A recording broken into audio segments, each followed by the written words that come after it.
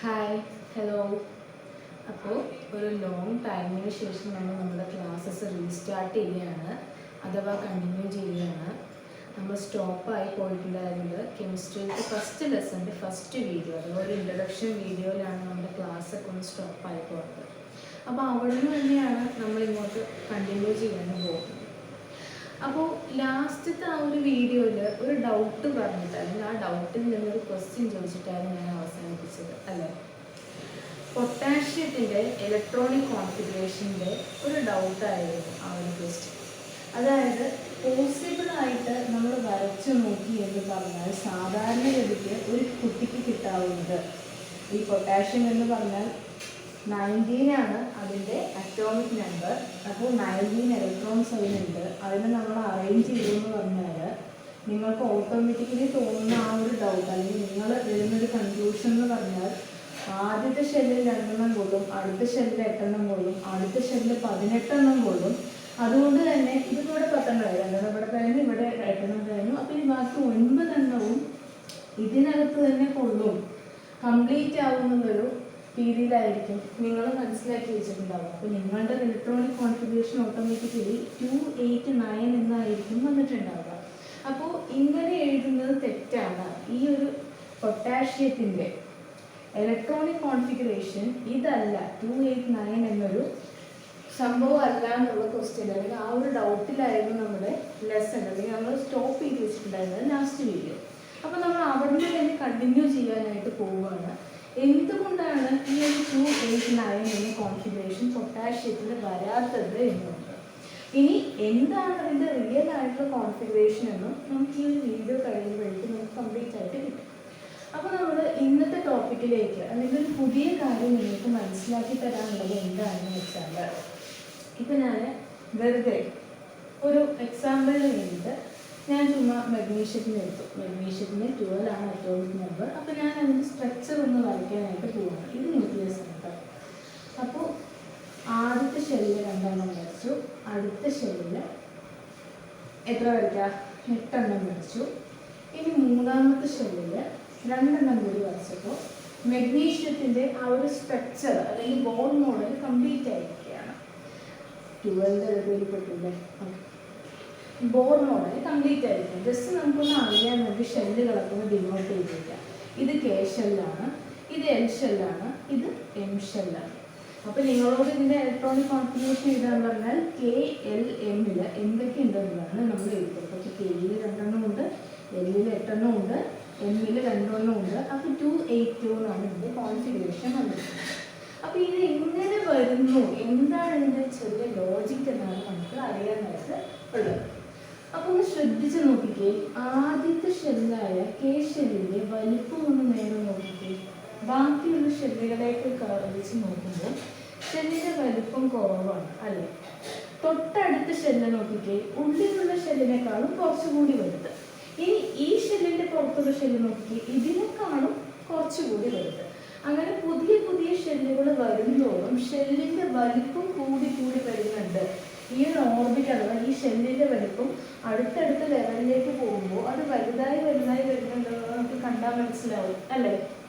അപ്പോൾ അതിന് ഇനി നിങ്ങൾ മനസ്സിലാക്കേണ്ട കാര്യം എന്താണെന്ന് വെച്ചാൽ, ഈ ഓരോ ഷെല്ലുകളിലും നിങ്ങൾക്ക് ഒരു അലമാര പോലെയൊക്കെ, അല്ലെങ്കിൽ അങ്ങനെ ആലോചിക്കാവുന്നതാണ്. ഒരു അലമാര പോലെ ആലോചിക്കുക. അലമാരയുടെ പ്രത്യേകത എന്താ? അതിനകത്ത് ഷെൽഫുകൾ ഉണ്ടാവും അല്ലേ. ഓരോന്ന് വെക്കാൻ ഓരോ വലുപ്പത്തിലുള്ള ഷെൽഫുകൾ നിങ്ങളുടെ അലമാരയിൽ ഉണ്ടാവും. അപ്പോൾ അതേപോലെ തന്നെ നിങ്ങൾ ഈ ഒരു ഷെല്ലിനെയും ആലോചിക്കുക. ഓരോ ഷെല്ല് ആ ഒരു അലമാരയായിട്ട് നിങ്ങൾക്ക് ആലോചിക്കാവുന്നതാണ്. അങ്ങനെ ആലോചിക്കുമ്പോൾ ആദ്യത്തെ ഷെല്ല് ചെറുതാണ് അല്ലേ. അപ്പോൾ ഈ ഷെല്ലിനകത്ത് എന്തുണ്ടാവും? ഷെൽഫുകൾ ഉണ്ടാവും. ഈ ഷെല്ലിനകത്തും ഷെൽഫുകൾ ഉണ്ടാവും, ഈ ഷെല്ലിനകത്തും ഷെൽഫുകൾ ഉണ്ടാവും എന്നറിയാം. അപ്പോൾ ആദ്യത്തെ ഷെല്ല് ചെറുതായതുകൊണ്ട് തന്നെ അതിനകത്ത് വെറും ഒറ്റ ഷെൽഫേ വരുന്നുള്ളൂ. അപ്പോൾ ഫസ്റ്റത്തെ ഷെല്ലിൽ നമുക്ക് ഒറ്റ ഷെൽഫ് മാത്രമാണ് വരുന്നത്. ഇനി അതേ സ്ഥാനത്ത് നോക്കിയെന്ന് പറഞ്ഞാൽ രണ്ടാമത്തെ ഷെല്ല് ഒന്നാമത്തെ ഷെല്ലിനേക്കാളും വലിപ്പം കൂടുതലാണ് അല്ലേ. അപ്പോൾ അതിനകത്ത് ഒരു ഷെല്ലായിരിക്കില്ല, പകരം എത്ര ഷെല്ലുണ്ടാവും? ഈ ചെറിയ ഷെൽഫ് എന്തായാലും അതിനകത്ത് ഉണ്ടാവും. ഈ ഷെല്ലിനേക്കാളും കുറച്ചുകൂടി വലിപ്പം കൂടി ഒരു വലിയ ഷെല്ല് കൂടി അതിനകത്ത് ഉണ്ടാവും. എന്താ ഞാൻ പറഞ്ഞേ, ഈ ചെറിയ ഷെല്ലും അതിനകത്ത് ഉണ്ടാവും, അതിനേക്കാളും വലിപ്പം കൂടിയ ഒരു ഷെല്ലും കൂടി അതിനകത്ത് ഉണ്ടാവും. ഇനി ഈ മൂന്നാമത് നോക്കിയേ, ഈ കഴിഞ്ഞ 2 ഷെല്ലുകളിനേക്കാളും വലിയ ഷെല്ലാണ് മൂന്നാമത്തെ ഷെല്ല്. അപ്പോൾ ഒന്നാമത്തെ ഷെല്ലിലുള്ള ഷെൽഫുകളെക്കാളും രണ്ടാമത്തെ ഷെല്ലിലുള്ള ഷെൽഫുകളെക്കാളും മൂന്നാമത്തെ ഷെല്ലിൽ ഷെൽഫുകൾ കൂടുതലായിരിക്കും അല്ലേ. അപ്പോൾ ഈ ചെറിയ ഷെൽഫ് ഉണ്ടാവും, ഈ ഷെൽഫും ഉണ്ടാവും, ഇതിൻ്റെ പ്രത്യേകതയായിട്ട് വലിയൊരു മറ്റൊരു ഷെൽഫ് കൂടി അതിനകത്ത് ഉണ്ടാവും. ഇനി നാലാമത്തെ ആണെങ്കിലോ, ഇതിപ്പോൾ ഞാൻ ഒരു ഷെല്ല് കൂടി വരയ്ക്കുകയാണെങ്കിൽ ഓട്ടോമാറ്റിക്കലി എത്ര ഷെൽഫുകൾ ഉണ്ടാവും? 4 ഷെൽഫുകൾ ഉണ്ടാവും. ആ ഒരു വലിപ്പം വ്യത്യാസപ്പെടുന്നതനുസരിച്ച് അതിനകത്ത് കൂടുതൽ ഇലക്ട്രോണുകളെ നമുക്ക് വെക്കാനായിട്ട് പറ്റുക. അങ്ങനെ വെക്കാൻ പറ്റുന്നത് കൊണ്ട് തന്നെ അതിനകത്തുള്ള ഷെൽഫുകളുടെയും എണ്ണം കൂടുതലാണ് എന്ന് വേണം നമുക്ക് പറയാനായിട്ട്. അപ്പോൾ ഷെൽഫെന്ന് നിങ്ങൾക്ക് ഒന്ന് മനസ്സിലാവാൻ വേണ്ടി മാത്രം ഞാൻ ഉപയോഗിച്ചൊരു വാക്കാണ്. ശരിക്കും ഈ ഷെൽഫിൻ്റെ പേര് അല്ലെങ്കിൽ ഈ ഷെല്ലിനകത്തും ഈ ഷെൽഫുകളുടെ പേര് സബ്ഷെൽ എന്നാണ്. എന്താണ്? സബ്ഷെൽ. അപ്പോൾ ഈ സബ്ഷെല്ലുകൾക്കൊക്കെ അല്ലെങ്കിൽ ഈ ഓരോ ഷെൽഫുകൾക്കും നമ്മുടെ ഈ സബ്ഷെല്ലുകൾക്ക് പേരുകളുണ്ട്. ഏറ്റവും ചെറിയ സബ്ഷെല്ലിന് നമ്മൾ ഒന്നാമത്തേലുള്ള ഏറ്റവും ചെറിയ സബ്ഷെല്ലിന് നമ്മൾ എസ് എന്നാണ് വിളിക്കുക. രണ്ടാമത്തെ ഷെല്ലിൽ നമ്മൾ നോക്കിയ 2 ഷെൽഫ് ഉണ്ടെന്ന് നമ്മൾ കണ്ടു. അതിൽ ഈ ചെറിയ ഷെൽഫായ എസ്സും ഉണ്ടാവും. ആ എസ്സിനെ കൂടാതെ പി എന്ന് പറഞ്ഞിട്ട് ഈ എസ്സിനേക്കാളും തൊട്ട് വലിയൊരു ഷെൽഫായ പി കൂടി ഉണ്ടാവും. ഇനി മൂന്നാമത്തെ നോക്കിയെന്ന് പറഞ്ഞാൽ ചെറിയ ഷെൽഫായ എസ് ഉണ്ട്, അതിനേക്കാളും തൊട്ട് വലിയ ഷെൽഫായ പി ഉണ്ട്, അതിനേക്കാളും വീണ്ടും വലിയ ഷെൽഫായ ഡി ഉണ്ട്. സോറി. ഇനി നമ്മൾ നാലാമത്തെ നോക്കുന്ന സമയത്ത് 4 ഷെൽഫ് ഉണ്ടാവും ഞാൻ നിങ്ങളുടെ പറഞ്ഞു. അപ്പോൾ ചെറിയ ഷെൽഫായ എസ് ഉണ്ടാവും, അതിനേക്കാൾ ഇത്രയും കൂടി വലിപ്പം കൂടിയ ഷെൽഫായ പി ഉണ്ടാവും, അതിനേക്കാൾ ഇത്രയും കൂടി വലിപ്പം കൂടിയ ഷെൽഫായ ഡി ഉണ്ടാവും, അതിനേക്കാളും ഒരുപാട് വലിപ്പം കൂടിയ എഫ് എന്നൊരു സബ്ഷെല്ലും കൂടി ഉണ്ട്. അങ്ങനെ നിങ്ങൾക്ക് ടോട്ടലായിട്ട് ഷെൽഫുകളുടെ പേര് മുഴുവൻ പഠിച്ചു കഴിഞ്ഞു. ഏറ്റവും ചെറിയ ഷെൽഫ് എസ്, ഏറ്റവും അതിനേക്കാളും തൊട്ട് വലിയ ഷെൽഫ് പിയും, ആ പിയിനേക്കാളും വലിയ ഷെൽഫ് സബ്ഷെൽ. ഷെൽഫ് എന്ന് സബ്ഷെൽ പറഞ്ഞാൽ സെയിം ആണ്, കൺഫ്യൂഷൻ ആവേണ്ട. പിന്നെ ഷെൽഫ് എന്ന് വേണമെങ്കിൽ പറയാം, സബ്ഷെൽ എന്ന് വേണമെങ്കിൽ പറയാം. സബ്ഷെല്ലിൽ ഉപയോഗിക്കുന്നതായിട്ട് ഇത്രയും നല്ലത്. അപ്പോൾ എസ് ആണ് ഏറ്റവും ചെറിയ സബ്ഷെൽ, എസിനേക്കാളും തൊട്ട് വലിയ സബ്ഷെല്ലാണ് പി, അതിനേക്കാളും തൊട്ട് വലിയ സബ്ഷെല്ലാണ് ഡി, അതിനേക്കാളും തൊട്ട് വലിയ സബ്ഷെല്ലാണ് എഫ്. അപ്പോൾ ഇതിൻ്റെ വലിപ്പം മാറുന്നതനുസരിച്ച് തന്നെ അതിനകത്ത് കൂടുതൽ ഇലക്ട്രോൺ കൊള്ളുന്നുള്ള കാര്യം നിങ്ങൾക്ക് മനസ്സിലാക്കാനായിട്ട് പറ്റും അല്ലേ. എസ് എന്ന സബ്ഷെല്ലിനകത്ത് 2 ഇലക്ട്രോണുകളാണ് നമുക്ക് കൊള്ളിക്കാനായിട്ട് പറ്റുക. നമ്മൾ പൊതുവെ ഇലക്ട്രോണുകളുടെ ഇങ്ങനൊരു സൈഡ് വെച്ചിട്ടാണ് കാണിക്കുക. ഒന്നുകിൽ ഇങ്ങനെ ഡിനോട്ട് ചെയ്യാനായിട്ട് പറ്റും, അല്ലെങ്കിൽ ഇവിടെ നിന്ന് ഇങ്ങോട്ടേക്ക് ഇട്ടിട്ട് ഈ 1 എന്നുള്ള സമയത്ത് നമ്മളൊരു ചെറിയ ഇത് കൊടുക്കില്ലേ, താഴത്തെ സംഭവം വേണ്ട, വെറുതെ ഇങ്ങനെ കൊടുക്കും. അതിൻ്റെ റിവേഴ്സ് ഇടുന്ന പോലെ നമ്മൾ പൊതുവെ ഇലക്ട്രോണുകളുടെ കാണിക്കാറ്. അതിനെ വെറുതെ പറഞ്ഞേ ഉള്ളൂ. അപ്പോൾ എസിനകത്ത് 2 ഇലക്ട്രോണുകളെയാണ് കൊള്ളുന്നത്. എസ് എന്ന സബ്ഷെല്ലിനകത്ത് ടോട്ടൽ 2 ഇലക്ട്രോണുകളെയാണ് നമുക്ക് ഉൾക്കൊള്ളിക്കാനായിട്ട് പറ്റുക. ഇനി അതേ സ്ഥാനത്ത് പി എന്ന സബ്ഷെല്ലാണ് എന്ന് വെച്ചാൽ പിക്കകത്ത് നമുക്ക് മൊത്തം 6 വരെ അല്ലെങ്കിൽ 6 ഇലക്ട്രോണുകളെ ഉൾക്കൊള്ളിക്കാനായിട്ട് പറ്റും. അപ്പോൾ ടോട്ടൽ 6ആണ് പി സബ്ഷെല്ലിൻ്റെ കപ്പാസിറ്റി എന്ന് പറയുന്നത്. ഇനി ഡി ആണെന്ന് വെച്ചാൽ, ഇനി ഡി സബ്ഷെല്ലാണെങ്കിൽ അത് ടോട്ടൽ 10 ഇലക്ട്രോണുകളെ വെക്കാനുള്ള സ്ഥലമുണ്ട്. നോക്കിയേ, ടോട്ടൽ 10 ഇലക്ട്രോണുകളെ അതിനകത്തേക്ക് കൊടുക്കും. ഇനി എഫ് എന്ന് പറയുന്ന ഏറ്റവും വലിയ സബ്ഷെൽ എടുത്ത് നോക്കിയാൽ അതിനകത്ത് 14 ഇലക്ട്രോണുകളിലെയാണ് നമുക്ക് ഉൾക്കൊള്ളിക്കാനായിട്ട് പറ്റുന്നത്. ഇത് നോക്കിയേ,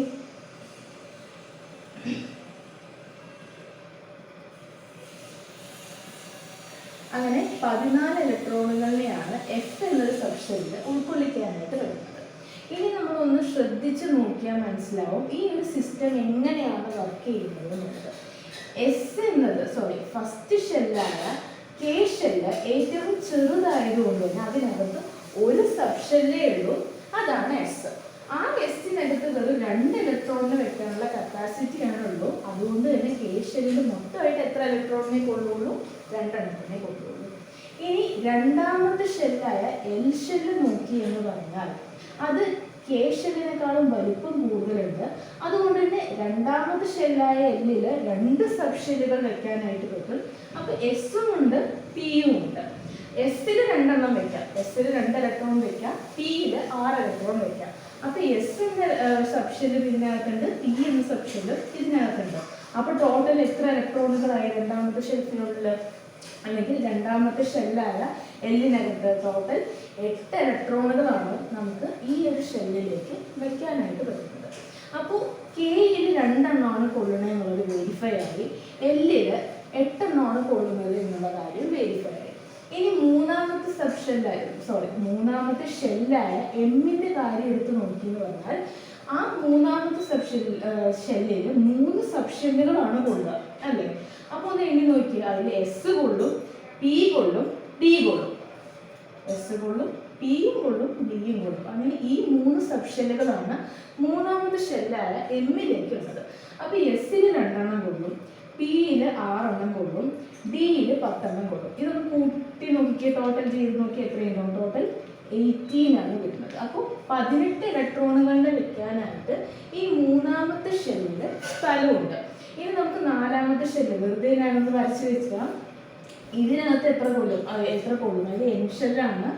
എമ്മിൽ 18 പ്രൂവ് ആയി കഴിഞ്ഞു. ഇനി എൻ ഷെല്ലിൽ എത്ര കൊള്ളും നോക്കിയാൽ എൻ ഷെല്ല് 4ാമതായതുകൊണ്ട് തന്നെ 1, 2, 3, 4 ഈ 4 സബ്ഷെല്ലുകൾ അതിനകത്ത് കൊള്ളും. ഏതൊക്കെയാണ്? എസ് കൊള്ളും, പി കൊള്ളും, ഡി കൊള്ളും, ഏറ്റവും വലിയ സബ്ഷെല്ലായ എഫും കൊള്ളും.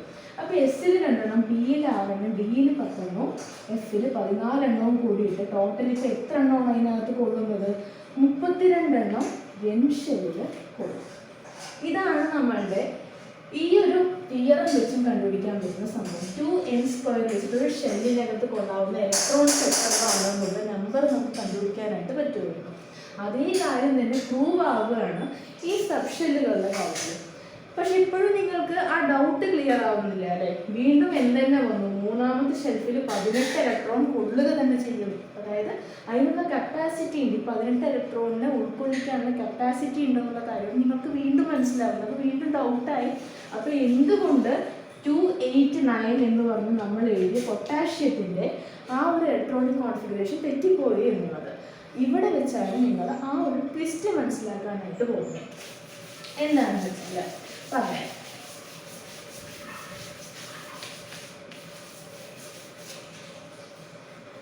ഇപ്പോൾ ഞാൻ ചെറുതായിട്ട് ഇവിടെ വരച്ച് വയ്ക്കുന്നുണ്ട്. എനിക്ക് ഇപ്പോഴത്തെ സൈഡൊന്ന് യൂസ് ചെയ്യണം. അതിന് വേണ്ടിയിട്ട് ആദ്യത്തെ ഷെല്ലായ കെ ഷെല്ല് എന്ന് പറയുമ്പോൾ 1ാമത്തെ ഷെല്ലാണ്. ഇനി എൽ ഷെൽ എന്ന് പറയുന്നത് 2ാമത്തെ ഷെല്ലും, എം ഷെൽ എന്ന് പറയുന്നത് 3ാമത്തെ ഷെല്ലും ആണ് ഇവിടെ. അപ്പോൾ നമുക്ക് ആദ്യത്തെ ഷെല്ലിൽ ഒരു സബ്ഷെല്ലേ ഉള്ളൂ, അതാണ് എസ്. അപ്പോൾ ആ ഒരു സബ്ഷെല്ലിനെ കാണിക്കാൻ വേണ്ടി നമ്മൾ 1s എന്നാണ് കൊടുക്കുക. അതായത് ആദ്യത്തെ ഷെല്ലിലുള്ള എസ് എന്ന സബ്ഷെൽ എന്നാണ് ഈ 1s എന്നുള്ളതിൻ്റെ അർത്ഥം. ഇനി അതേപോലെ 2ാമത്തെ ഷെല്ലിനെ നോക്കിക്കേ, എസ്സും ഉണ്ടാവും, പിയും ഉണ്ടാവും അല്ലേ? 2 സബ്ഷെല്ലുകളാണ് ഉണ്ടാവുക, അല്ലെങ്കിൽ 2 ഷെൽഫുകളാണ് ഉണ്ടാവുക. എസ് എന്ന് പറഞ്ഞ ഷെൽഫ് ഉണ്ടാവും, പി എന്ന് പറഞ്ഞ ഷെൽഫും ഉണ്ടാവും. അപ്പോൾ 2ാമത്തെ ഷെല്ലിലെ എസ് എന്ന സബ്ഷെൽ എന്ന് കാണിക്കാൻ വേണ്ടി 2s എന്നാണ് കൊടുക്കുന്നത്. അപ്പോൾ 2ാമത്തെ ഷെല്ലിനകത്തുള്ള എസ് എന്ന സബ്ഷെല്ല്. അതേപോലെ ഏതും കൂടി ഉണ്ട്, പി കൂടിയിട്ടുണ്ട്. അപ്പോൾ 2ാമത്തെ ഷെല്ലിലുള്ള പി എന്ന സബ്ഷെല്ല്. ഇനി ഞാൻ 2ാമത്തെ ഷെല്ലിൽ ഡി എന്ന സബ്ഷെൽ എന്ന് പറഞ്ഞ് എഴുതിയാൽ ഇത് ശരിയായിരിക്കുമോ? പമ്പര വെട്ടിത്തരുവാണല്ലേ? ആലോചിച്ച് നോക്കിക്കുക. കാരണം 2ാമത്തെ ഷെല്ല് വെറും എസും പിയും മാത്രമേ കൊള്ളുള്ളൂ. കാരണം അതിന് അത്രയും കപ്പാസിറ്റി മാത്രമേ ഉള്ളൂ. അതിൽ കൊണ്ടുപോയിട്ട് ഞാൻ ഡി എഴുതി വെച്ചാൽ തീർച്ചയായിട്ടും തെറ്റിപ്പോയി. കാരണം ഡി എന്നൊരു സബ്ഷെല്ല് തുടങ്ങുന്നത് എവിടെ വെച്ചിട്ടാണ്? 3ാമത്തതിൽ വെച്ചിട്ടാണ്. 3ാമത്തെ ഷെല്ലിൽ വെച്ചിട്ടാണ് 3ാമത്തെ സബ്ഷെല്ലായ ഡി തുടങ്ങുന്നത്. അപ്പോൾ ഇനി 3ാമത്തെ ഷെൽഫിനെ അല്ലെങ്കിൽ 3ാമത്തെ ഷെല്ലായ എമ്മിനെ കൺസിഡർ ചെയ്താൽ 3ാമത്തതിൽ എസ് ഉണ്ട്, അതേപോലെ തന്നെ 3ാമത്തതിൽ പി ഉണ്ട്, 3ാമത്തതിൽ ഡി ഉണ്ട് അല്ലേ? അപ്പോൾ 3s എന്ന് പറഞ്ഞാൽ 3ാമത്തെ സബ്ഷെല്ലിലെ 3ാമത്തെ ഷെല്ലിലെ എസ് എന്ന സബ്ഷെൽ. അതേപോലെ 3p എന്ന് പറഞ്ഞാൽ 3ാമത്തെ ഷെല്ലിലെ പി എന്ന സബ്ഷെൽ. അങ്ങനെയാണ് നമ്മൾ ഡിനോട്ട് ചെയ്യുന്നത്. ഇത് എന്തിനാണ് ഇങ്ങനെ ഡിനോട്ട് ചെയ്യുന്നത് എന്ന് വെച്ചാൽ, ഇപ്പം നമ്മൾ ഹീലിയം എടുക്കുകയാണെന്ന് വിചാരിക്കുക. ഹീലിയം എത്ര അറ്റോമിക് നമ്പർ? 2 ആണ് അല്ലേ? അപ്പോൾ ആദ്യത്തെ ഷെല്ലിലായിരിക്കും ഈ 2 ഇലക്ട്രോൺ കയറി പോകുക എന്നുള്ളത് നമുക്കറിയാം. കാരണം ഇത് നിറച്ചിട്ടാണല്ലോ അടുത്തേക്ക് വരിക എന്നുള്ള ഒരു ലോജിക്കായിട്ട് സ്വാഭാവിക ചിന്ത കാരണം നമുക്കത് മനസ്സിലാക്കാനായിട്ട് പറ്റും.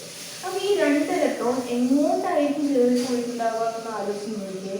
ഒന്നാമത്തെ ഷെല്ലിലുള്ള എസ് എന്ന സബ്ഷെല്ലിലേക്കാണ് ഈ 2 ഇലക്ട്രോണുകളും തെളിയിച്ചിരിക്കുന്നത്. ആ ഇലക്ട്രോണുകളുടെ എണ്ണം കാണിക്കാനായി നമ്മൾ മേലെ ചെറുതായിട്ടാണ് എഴുതുക. ഇപ്പൊ ഞാൻ 1s3 എന്നൊരു സംഭവം എഴുതിയാൽ ശരിയാവും? ഒന്ന് ആലോചിച്ച് നോക്കിയേ. ഈ 3 എന്ന് പറയുന്നത് നമ്പർ ഓഫ് ഇലക്ട്രോൺസ് ആണ്. എസ് എന്ന സബ്ഷെല്ലിൽ ഉൾക്കൊണ്ടിരിക്കുന്ന ഇലക്ട്രോണുകളുടെ നമ്പറിനെയാണ് ഞാനിവിടെ എഴുതിക്കൊണ്ടിരിക്കുന്നത്. ഈ മേലെ ചെറുതായിട്ട് സൂപ്പർ സ്ക്രിപ്റ്റ് ആയിട്ട് കൊടുത്തു വെച്ചിരിക്കുന്നത്. അപ്പൊ ഇങ്ങനൊരു സംഭവം പോസിബിൾ ആണോ? ഒരിക്കലും അല്ല. കാരണം എന്താ, എസ് എന്ന് പറഞ്ഞാൽ ഇത്ര ചെറിയ സബ്ഷെല്ലാണ്, അതിനകത്ത് ഒരു 2 ഇലക്ട്രോൺ മാത്രമേ ഉൾക്കൊള്ളിക്കാൻ പറ്റുള്ളൂ. അപ്പൊ മൂന്നാമത്തേന്ന് പറഞ്ഞാൽ ഞാനൊരു സാധനം എഴുതിയ തെറ്റി.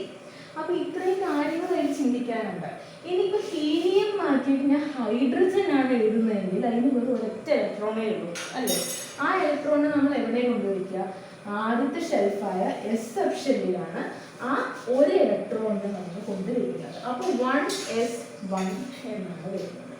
അതായത് ഏത് ഇലക്ട്രോണിനെ ഏത് ഷെൽഫിൽ എത്ര എണ്ണം നമ്മൾ നിറച്ചു വെച്ചു എന്നുള്ളതിന്റെ കണക്കാണ് ഈ മേലെ ഇങ്ങനെ കൊടുക്കുന്നത്. അത് ഏതിൽ എന്ത് നിറച്ചു എന്നുള്ളത് അറിയാൻ വേണ്ടിയിട്ടാണ് നമ്മൾ ഇങ്ങനെ കൊടുത്തിരിക്കുന്നത്. ഇനി നമുക്ക് ഹൈഡ്രജനേക്കാൾ കുറച്ചുകൂടി വലിയൊരു സംഭവം നമുക്ക് നോക്കാം. അപ്പോൾ ഓക്സിജൻ ആണ് വരുന്നത്. ഓക്സിജന് 8 ഇലക്ട്രോൺസ് വരുന്നുണ്ട്. 8 ഇലക്ട്രോൺസ് വരുന്നുണ്ട്. അപ്പൊ ഒന്ന് ആലോചിച്ച് നോക്കിയേ. ആദ്യത്തെ 2 ഇലക്ട്രോൺ എങ്ങോട്ട് കയറി പോകും? 1s-ലേക്ക്, ആദ്യത്തെ ഷെൽഫിലുള്ള ആദ്യത്തെ സബ്ഷെല്ലായ എസിലേക്ക് കയറി പോകും. അപ്പൊ നമുക്ക് എന്ത് ചെയ്യും? ടോട്ടൽ നമ്മുടെ കയ്യിൽ 8 ഇലക്ട്രോൺ ഉണ്ട്. പക്ഷെ ഇതിൽ നിന്ന് 2 എണ്ണം നമ്മൾ ആദ്യത്തെ ഷെല്ലിൽ കൊടുത്തിട്ട് ആദ്യത്തെ സബ്ഷെല്ലായ എസിൽ നിറച്ചു വെക്കും. ഇനി നമ്മളുടെ ഒരു ബാക്കി എത്ര ഉണ്ട്? 6 എണ്ണേ ഉള്ളൂ അല്ലേ? അത് ഇങ്ങോട്ട് പോകും. രണ്ടാമത്തെ ഷെല്ലായ എല്ലിനത്തെ എസ് എന്ന സബ്ഷെല്ലിലേക്ക് കയറി പോകും. ഇതിൽ 2 എണ്ണം കൂടി വെക്കാൻ പറ്റും. ഇപ്പൊ നമ്മളുടെ ഒരു ബാക്കി എത്ര ഉണ്ട്? ഇനി 4 എണ്ണേ ഉള്ളൂ അല്ലേ?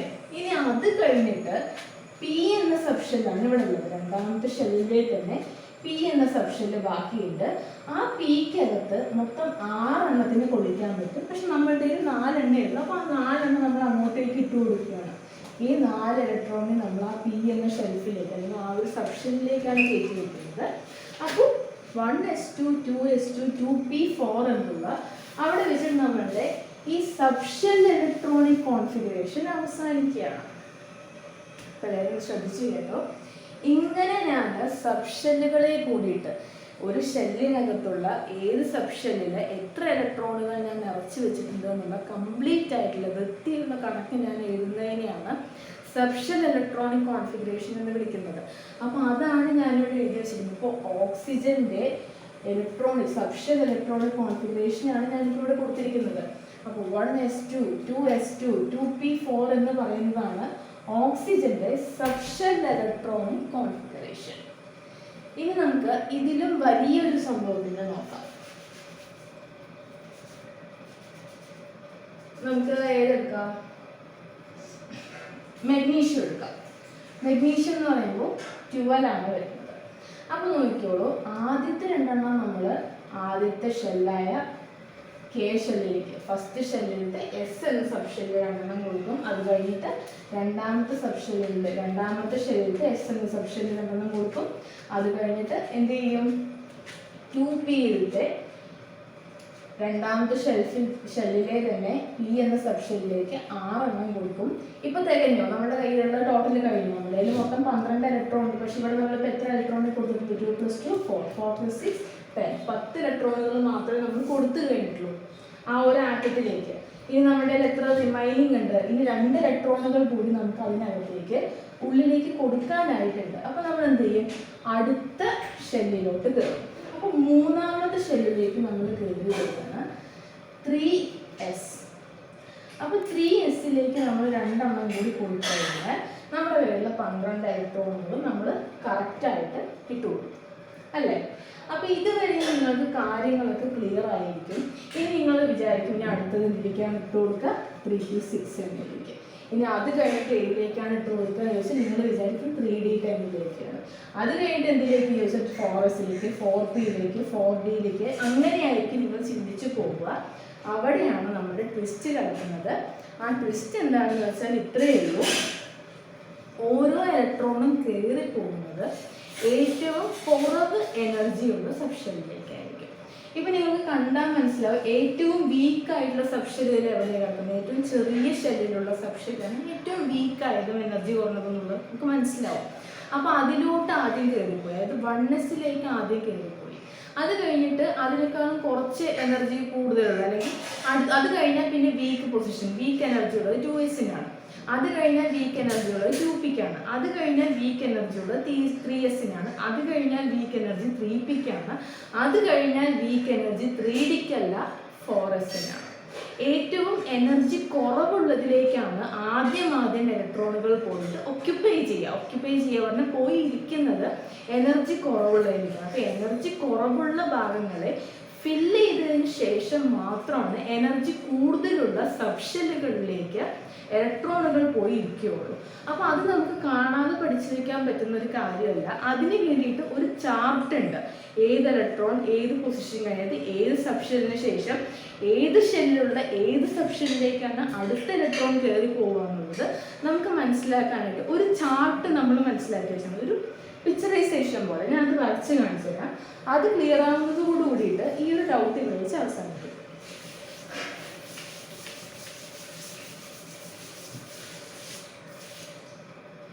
1s ഒരു വരാം. അത് കഴിഞ്ഞിട്ട് ഇതതിൻ്റെ സ്ഥാനം കൊടുക്കുന്നുണ്ടോ, ആ 1s നമ്മൾ തൊട്ട് താഴേക്ക് എഴുതുള്ളൂ, 2s-ഉം 2p. അത് കഴിഞ്ഞിട്ട് അടുത്ത സ്ഥാനം തൊട്ടിട്ട് വേണം നമ്മൾ 3s തുടങ്ങാനായിട്ട്. അതായത് ഇവിടെ നിന്ന് 2 സ്ഥാനം കഴിഞ്ഞ് 3ാമത്തെ സ്ഥാനത്തിലേക്കാണ് ഇവിടെയും തുടങ്ങിയിരിക്കുന്നത്, ഇവിടെയും 3ാമത്തെ സ്ഥാനത്തേക്കാണ് നമ്മൾ തുടങ്ങിയിരിക്കുന്നത്. അതായത് നമ്മളിപ്പോൾ ടോട്ടലി കള്ളിയായിട്ട് വരച്ചു എന്ന് പറഞ്ഞാൽ ഇത് നോക്കിയേ, ഫസ്റ്റ് പൊസിഷനിൽ 1s വന്നു, ഇവിടെ നിന്നും സെക്കൻഡ് പൊസിഷനിൽ 2s വന്നു, ഇവിടെ നിന്നും സെക്കൻഡ് പൊസിഷനിലാണ് 2s വന്നിരിക്കുന്നത്. ഇനി നോക്കിയേ 1 2 3 1 2 3, ഇവിടെ നിന്നും തേർഡ് പൊസിഷനിലാണ് 3s വന്നിരിക്കുന്നത്, ഇവിടെ നിന്നും തേർഡ് പൊസിഷനിലാണ് 3s വന്നിരിക്കുന്നത്. അപ്പോൾ ഇതിന്റെ ബാക്കിയും കൂടി നമുക്ക് എഴുതാം, 3p 3d വരെ എഴുതും. ഇനി അടുത്തത് 4s വരുമ്പോൾ എവിടെ നിന്ന് തുടങ്ങും, ഇവിടെ നിന്ന് ഫോർത്ത് പൊസിഷനിലായിരിക്കും 4s വരിക, ഇവിടെ നിന്ന് ഫോർത്ത് പൊസിഷനിലായിരിക്കും 4s വരിക. അപ്പോൾ 4p 4d. തൽക്കാലം ഇത്രയും മതി. ഇനി ഇപ്പോഴത്തേക്ക് 4f കൂടി എഴുതണം, പക്ഷെ നിങ്ങൾക്കത് കാണില്ല, എൻ്റെ ബോർഡ് ചെറുതായതാണ് ആ 4f അവിടെ കാണുന്നില്ല, പക്ഷെ അവിടെ ഉണ്ട്. അപ്പോൾ ഈ ഒരു രീതിക്കാണ് നമുക്ക് അറേഞ്ച്മെന്റ്സ് വരുന്നത്. അപ്പോൾ ആദ്യം 1s-ലേക്ക് ഇലക്ട്രോൺ കയറും, അത് കഴിഞ്ഞിട്ട് 2s-ലേക്ക് ഇലക്ട്രോൺ കയറും, അത് കഴിഞ്ഞിട്ട് 2p-ലേക്ക് കയറും, 2p കഴിഞ്ഞാൽ 3s-ലേക്ക് കയറും, 3s കഴിഞ്ഞാൽ 3p-ലേക്ക് കയറും, 3p കഴിഞ്ഞാൽ 4s-ലേക്ക് കയറും. ഇങ്ങനെ താഴോട്ടാണ് നമ്മൾ നോക്കുന്നത്. ഈ ഓരോ കോളം അല്ലെങ്കിൽ ഒരു വെർട്ടിക്കൽ കോളം കഴിഞ്ഞിട്ടാണ് നമ്മൾ ഏതിലേക്കാണ് കയറി പോകുന്നത് എന്ന് മനസ്സിലാക്കുന്നത്. അപ്പോൾ 1s-ലേക്ക് വെച്ചിട്ട് നമുക്ക് ഇലക്ട്രോൺ കഴിഞ്ഞില്ലെങ്കിൽ അത് നേരെ 2s-ലേക്ക് കൊടുക്കും, 2s-ലേക്ക് കൊടുത്തിട്ട് തീർന്നിട്ടില്ലെങ്കിൽ 2p-ലേക്ക് കൊടുക്കും, എന്നിട്ടും തീർന്നില്ലെങ്കിൽ 3s-ലേക്ക് കൊടുക്കും, എന്നിട്ടും തീർന്നിട്ടില്ലെങ്കിൽ 3p-ലേക്ക് കൊടുക്കും, എന്നിട്ടും തീർന്നിട്ടില്ലെങ്കിൽ 4s-ലേക്ക് കൊടുക്കും, എന്നിട്ടും കഴിഞ്ഞില്ലെങ്കിൽ 3d-ലേക്ക് കൊടുക്കും, എന്നിട്ടും കഴിഞ്ഞില്ലെങ്കിൽ 4p-ലേക്ക് കൊടുക്കും. അങ്ങനെയാണ്. അപ്പോൾ അതിന് താഴെ ആരും കൂടി വരും, 5s-ഉം കൂടി വരും, ഇപ്പോഴത്തേക്ക് 5p വരും. കാരണം നോക്കി 1 2 3 4 5, ഇവിടെ 1 2 3 4 5, 5th പൊസിഷനിലായിരിക്കും 5s വന്നിട്ടുണ്ടാവുക. ഇതാണ് നമ്മുടെ ചാർട്ടിൻ്റെ പ്രത്യേകത. ഇങ്ങനെയാണ്, ഈ ഒരു ഓർഡറിലാണ്, താഴോട്ടുള്ള ഓർഡറിലാണ് ഇലക്ട്രോൺസ് കയറി പോകുന്നതെന്ന് മനസ്സിലാക്കുക. അങ്ങനെയാണെങ്കിൽ ഞാൻ അവിടെ ചെറിയ ഗ്യാപ്പ് ഉണ്ടാക്കുകയാണ് എനിക്ക് എഴുതാൻ വേണ്ടിയിട്ട്. ചാർട്ട് നിങ്ങൾക്ക് മനസ്സിലായ സ്ഥിതിക്ക് മാത്രം വായിച്ചാണ് കേട്ടോ. അപ്പോൾ ഇനി നിങ്ങൾ ഒന്നുകൂടി ആ ഒരു പൊട്ടാഷ്യത്തിൻ്റെ കാര്യം ഒന്ന് ആലോചിച്ച് നോക്കാം. പൊട്ടാഷ്യത്തിൽ മൊത്തം 19 എണ്ണമാണ് ഇലക്ട്രോൺസ് ഉള്ളത്. അപ്പോൾ ഒന്ന് ആലോചിച്ച് നോക്കിയേ, ആ 19 എണ്ണത്തിൽ 2 എണ്ണം ഇങ്ങോട്ട് കയറിപ്പോയി അല്ലേ, 1s2 ആയിട്ട് കയറിപ്പോയി. അപ്പോൾ 1s2. ഇനി അടുത്തത് ആരാളുള്ളത്, 2s-ലേക്കാണ് കയറി പോവുക. അപ്പോൾ 2s-ന് നമ്മൾ 2 എണ്ണം കൊടുത്തു. അത് കഴിഞ്ഞിട്ട് എങ്ങോട്ടാണ് കയറി പോവുക, 2p-ലേക്കാണ്. 2p-ൽ മൊത്തം 6 എണ്ണം കൊടുക്കും. p എന്നൊരു സബ്ഷെല്ലിൽ 6 എണ്ണം കൊടുക്കും, അപ്പോൾ 6 എണ്ണം കൊടുക്കും. ഇനി 3s നോക്കുക, 3s-ൽ വീണ്ടും 2 എണ്ണം കൊടുക്കും. ഇനി അതേപോലെ അടുത്ത ഇതിലേക്ക് പോവുക, 3p-ലേക്ക് നോക്കുക, 3p-ലേക്ക് വീണ്ടും 6 എണ്ണം കൊടുക്കും. ഒന്ന് എണ്ണി നോക്കിക്കേ, 4 2 2 4, 4 + 6 10, 10 + 2 12, 12 + 6 18. അപ്പോൾ 18 എണ്ണം കഴിഞ്ഞു. നമ്മുടെ ബാലൻസ് എത്ര ഇലക്ട്രോണേ ഉള്ളൂ, ടോട്ടൽ 19 ആണ്, 18 എണ്ണം നമ്മൾ വെച്ച് കഴിഞ്ഞു. ഇനി ബാലൻസ് ഒരു ഇലക്ട്രോണേ ഉള്ളൂ. അത് 3p കഴിഞ്ഞ് ഏതിലേക്കാണ് കൊടുക്കുക, 4s-ലേക്കാണ് കൊടുക്കുക. അതും കൊടുക്കാൻ വെറും ഒരെണ്ണേ ഉള്ളൂ. ഇതാണ് വന്നിരിക്കുന്നത്. 1s2 2s2 2p6 3s2 3p6 4s1. ഇതാണ് നമ്മുടെ പൊട്ടാഷ്യത്തിന്റെ സബ്ഷെൽ ഇലക്ട്രോണിക് കോൺഫിഗറേഷൻ. അപ്പോൾ നിങ്ങൾക്ക് തോന്നും ചേച്ചി ഇലക്ട്രോണിക് കോൺഫിഗറേഷൻ തെറ്റിയെന്നല്ലേ പറഞ്ഞത്, എന്നിട്ട് ഇപ്പം എന്തിനാ ഈ സബ്ഷെൽ ഇലക്ട്രോണിക് കോൺഫിഗറേഷനിലേക്ക് വന്നത് എന്നായിരിക്കും നിങ്ങളുടെ ചോദ്യം. കാര്യം ഇത്രയേ ഉള്ളൂ, ഈ സബ്ഷെൽ ഇലക്ട്രോണിക് കോൺഫിഗറേഷനിൽ നിന്ന് നമുക്ക് ഇലക്ട്രോണിക് കോൺഫിഗറേഷനിലേക്ക് വരാനായിട്ട് പറ്റും. എങ്ങനെയെന്ന് വെച്ചാൽ ഈ 1s2 എന്ന് പറഞ്ഞാൽ എന്താണെന്ന് അർത്ഥം, ആദ്യത്തെ ഷെല്ലിലുള്ള എസ് എന്ന സബ് ഷെല്ലിലെ 2 ഇലക്ട്രോണുകൾ. അപ്പോൾ ആ 1 എന്ന നമ്പർ ഫസ്റ്റ് ഷെല്ലിന്റെ കാര്യമാണ് ഈ 1s2 വെച്ച് പറഞ്ഞിരിക്കുന്നത്. അപ്പോൾ ഫസ്റ്റ് ഷെല്ലിന്റെ ടോട്ടൽ, അതായത് കെ എന്ന് പറയുന്ന ഷെല്ലിന്റെ ടോട്ടൽ എത്ര ഇലക്ട്രോണുകളുണ്ട്? 2 എണ്ണമുള്ളത്. ഇനി രണ്ടാമത്തെ ഷെല്ല് ഏതാ? എൽ എന്ന ഷെല്ലാണ് അല്ലേ. ഇത് ഇവിടെ 2 2 എന്ന് കൊടുത്തിട്ടുണ്ട്. ഇത് രണ്ടാമത്തെ ഷെല്ലുള്ള എസ് എന്ന സബ് ഷെല്ലിനെയാണ് പറയുന്നത്. ഇത് രണ്ടാമത്തെ ഷെല്ലുള്ള പി എന്ന സബ് ഷെല്ലിനെയാണ് പറയുന്നത്. ഈ 2 എന്ന് പറയുന്നത് ഷെൽ നമ്പറിനെയാണ് ഡിനോട്ട് ചെയ്യുന്നത്. അപ്പോൾ ടോട്ടലായിട്ട് എൽ എന്ന സബ് ഷെല്ലിലൂടെ ഇപ്പോൾ എത്ര ഇലക്ട്രോണുകൾ ഉണ്ട്? ഈ എൽ എന്ന സബ് ഷെല്ലില് എസ് എന്നൊരു എൽ എന്ന ഷെല്ലില് എസ് എന്നൊരു സബ് ഷെല്ലും ഉണ്ട്, ബാക്കി പി എന്നൊരു വലിയ സബ് ഷെല്ലും ഉണ്ട് അല്ലേ. ഇത് രണ്ടും കൂടെ ചേർന്നിട്ടാണ് നമ്മുടെ എൽ എന്നുള്ളൊരു ഷെല്ല് നമുക്ക് കിട്ടിയിരിക്കുന്നത്. അപ്പോൾ ടോട്ടൽ ഇതിലത്തെയും ഇലക്ട്രോണുകൾ ഏതിൽ തന്നെയാണ് വന്നിരിക്കുന്നത്? എൽ എന്ന ഷെല്ലിലേക്ക് തന്നെയാണ് വന്നിരിക്കുന്നത്. അപ്പോൾ എസ്സിൽ അതിൽ 2 എണ്ണം ഉണ്ട്, പിയിൽ അതിൽ 6 എണ്ണം ഉണ്ട്. അപ്പോൾ ടോട്ടൽ 8 എണ്ണമാണ് നമുക്ക് എൽ എന്ന സബ് ഷെല്ലിൽ കിടക്കുന്നത്. ഇനി അടുത്തത് നോക്കിയേ, മൂന്നാമത്തെ സബ് ഷെല്ലായ എമ്മിൽ എന്തൊക്കെയാണ് കിടക്കുന്നതെന്ന്? 3s2 3p6. അപ്പോൾ എസ്സിൽ 2 എണ്ണവും പിയിൽ 6 എണ്ണമായിട്ട് 8 എണ്ണമാണ് കിടക്കുന്നത് എം സബ് ഷെല്ല്. ഇനി എന്നിൽ എന്തൊക്കെയാണ് കിടക്കുന്നതെന്ന് നോക്കിയേ, 4th ഷെല്ലായ എന്നിൽ വെറും 1 ഇലക്ട്രോണാണ് എസ് സബ് ഷെല്ലായിട്ട് കിടക്കുന്നത്. അപ്പോൾ 1 2 8 8 1. ഇതാണ് നമ്മുടെ കറക്റ്റ് ആയിട്ടുള്ള കോൺഫിഗറേഷൻ. ഇനി നിങ്ങൾക്ക് ഇതിനും മേലെ വരുന്ന ഏതൊരു നമ്പർ തന്നാലും, ഏതൊക്കെ നിങ്ങൾക്ക് തന്നാലും ഈ ഒരു ചാർട്ട് ഉപയോഗിച്ചിട്ട് വേണം. ഈ ചാർട്ട് നിങ്ങൾ എന്തെങ്കിലും ക്വസ്റ്റ്യൻ കിട്ടുന്നതിന് മുമ്പ് തന്നെ ഒരു സൈഡിൽ വരച്ച് വെക്കാൻ. ഇത് പ്രാക്ടീസ് ആവുന്നത് വരെ. പ്രാക്ടീസ് ആയി കഴിഞ്ഞാൽ ആ ഒരു ചാർട്ടിൻ്റെ ആവശ്യമൊന്നും ഉണ്ടാവില്ല. നമുക്ക് നോക്കിയാൽ തന്നെ മനസ്സിലാവും ഏത് എങ്ങോട്ടാണ് പോകാൻ നിൽക്കുന്നത് എന്നുള്ളത്. അപ്പോൾ നമുക്ക് ഒരു പ്രാക്ടീസ് എന്ന പോലെ കാൽഷ്യത്തിൻ്റെ കാര്യം ഒന്ന് നോക്കാം അല്ലേ. അപ്പോൾ കാൽഷ്യം 20ാമത്തെ ആളാണ്. അപ്പോൾ നമ്മൾ വീണ്ടും ആ ചാർട്ട് അനുസരിച്ചിട്ട് നോക്കാൻ പോവാണ്. ഞാൻ ചാർട്ട് താഴെ ചെറുതായിട്ട് എഴുതിയിരിക്കാം.